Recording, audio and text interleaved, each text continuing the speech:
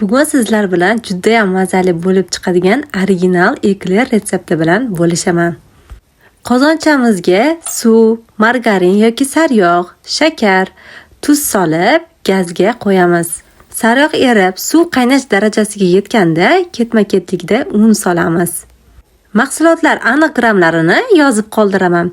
Un solganimizdan keyin lopatka yordamida yaxshilab aralashtiramiz. So'ng gazdan olib, xona haroratida massani sovutishga qo'yamiz.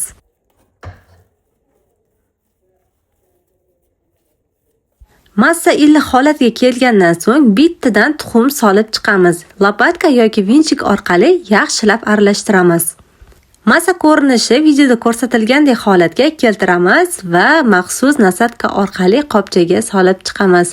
Oldindan pechimizni qizdirib qo'yamiz. Pergament solingan listimizga massani siqib chiqaramiz.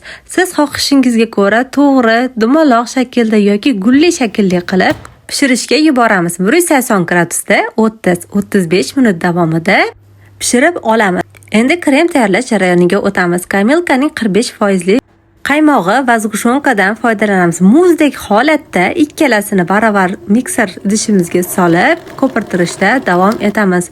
Qo'l mikserida bemalol qilishingiz mumkin. Ekler ichiga kremni solish uchun shunaqa nasatkadan foydalansangiz juda ham osongina bo'ladi. Eklerlarimiz ham pishib chiqadi. Videoda ko'rsatilgandek qilib, kremni ketma-ketlikda solib chiqamiz.